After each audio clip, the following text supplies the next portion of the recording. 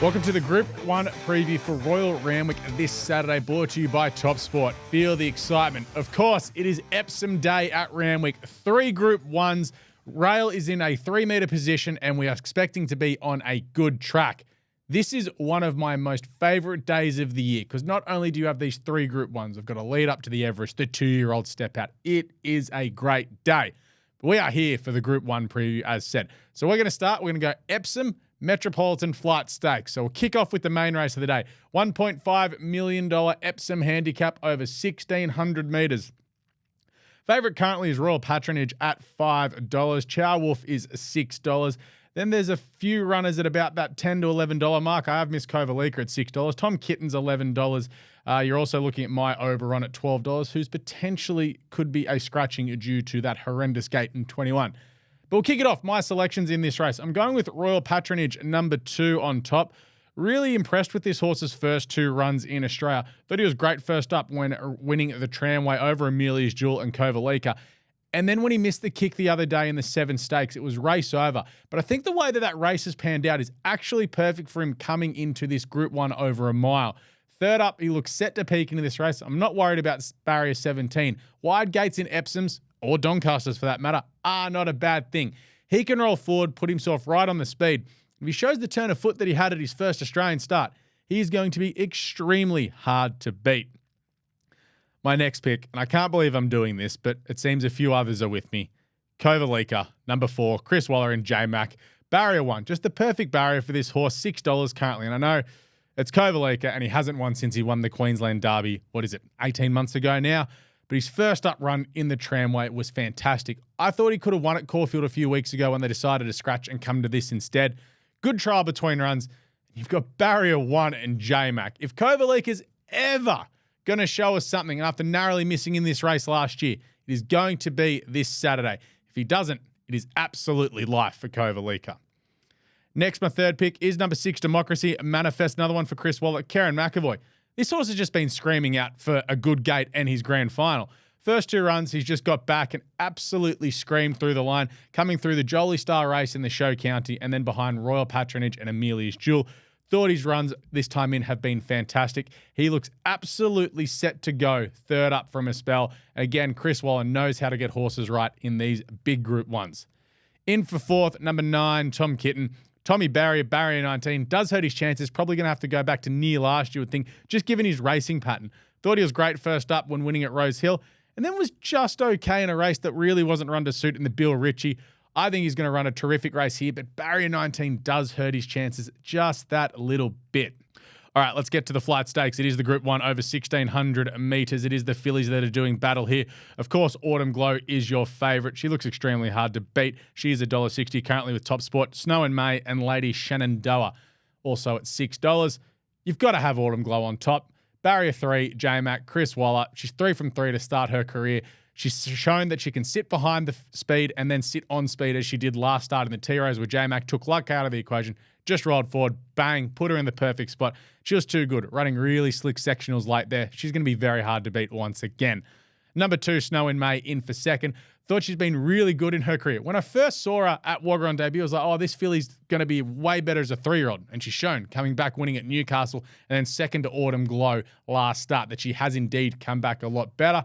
You missed the price if you didn't back her the other day. She was 20 to 1 the other day, and now she's $6. But the step up to 1,600 metres looks perfect. Barrier 7, she probably does have to go back to near last, you would think. Lazura in next, Chris Waller, Craig Williams, barrier 8. She's been good in her first 2 runs this time in around Manal and Autumn Glow, Snow and May. All ties in together, all this form.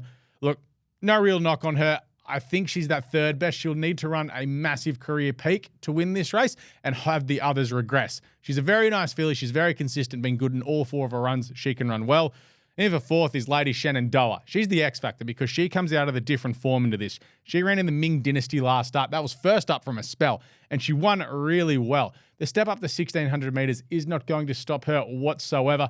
She's going to be in the finish. I just think Zach Lloyd may take a chance from barrier 6 and try and find a spot close to the speed here. If he does, this filly is a massive danger. So my numbers there in the Flight Stakes are pretty simple. Just 1, 2, 3, and 4.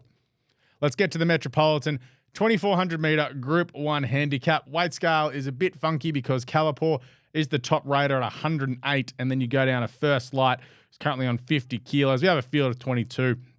Of course, we've also got the Bart Cummings this Saturday at Flemington, so we may see a few scratchings and a few horses, depending on what barriers they draw, may go here, there, and everywhere.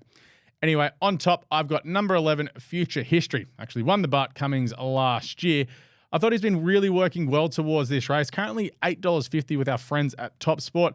I thought last start in the naturalism, he was really good on speed. Just got nailed there late by Positivity in a diving finish. Before that in the Heatherly, first up was really good. I think third up to 2,400 metres. I think from barrier 3, he rolls forward, sits on the speed, similar to what we saw in the Bart Cummings last year where he just found himself in the perfect spot. He's going to find himself there again. He cannot run badly, that is for sure. In for second, number 10, Zardozi. The way she's been running this time in, she looks like she's been looking for the 2,400 metres. Of course, she won the Oaks at Flemington last year and then was second in the ATC Oaks behind Autumn Angel, third in the Vinery Stud behind Orchestral. But I think being by Kingman out of a Dubawi mare. She's an absolute stayer. I think the step up to 2,400 metres after the Kingston Town is suitable. She's $11 and she's drawn barrier 10. She's going to just sit just behind midfield in a really good spot. If the races run to suit, she's going to be in the finish. She is one, though, that probably wants it a little bit softer. And if we get Flint hard going at Randwick on Saturday, I'm not too sure what that's going to do for her chances. In next for third, number 3, Serpentine, Timmy Clark from barrier 18. I can tell you what Tim Clark's going to do. He's going to roll forward and he's going to try and lead and dominate this race. This horse will be much improved after the first up run in the Kingston Town, where it was run down by Elias and Chowolf. That race looks absolutely fantastic now. And then you go back through his form last time in. He was good in the Sydney Cup. He was good in the Tats Cup. He was good in a Neville Selwood. If he gets his own way in front, he's going to be extremely hard to run down. He's currently about $10 with our friends at Top Sport, so don't mind him on an each-way basis. And in for fourth, number 14, Land Legend, who's currently our favourite, which does shock me a little bit. Currently the $6 favourite. That shows you how wide open this race is. Thought he was good in the Kingston Town, sitting back and then running on well. Did enough first up in a benchmark 100 over 1,500 metres just to show us that he is back after almost a year off, because the last time we did see him was when he was first up for James Ferguson when winning the St. Ledger in the spring. So getting back out to 2,400 metres for the first time in 12 months is really suitable. From barrier 7, he does look to get a good run. I can't tip him on top because I want to see him do it. He was first up off the plane for James Ferguson. Now Waller's had him for a year. He looks like he's still working the rust away. But with no weight on his back from barrier 7, he's going to be right in the finish. But my numbers for the Group 1 Metropolitan are 11 Future History, 10 Zardozi, 3 Serpentine, and 14 Land Legend. Now make sure you get to punters.com.au for all the written write-ups for Flemington this Saturday. Of course, Royal Randwick. We'll have hold all tickets coming your way Thursday. Make sure you check out our friends at Top Sport. Feel the excitement.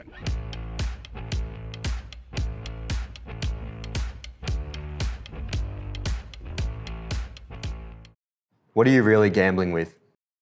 For free and confidential support, call the number on the screen or visit the website.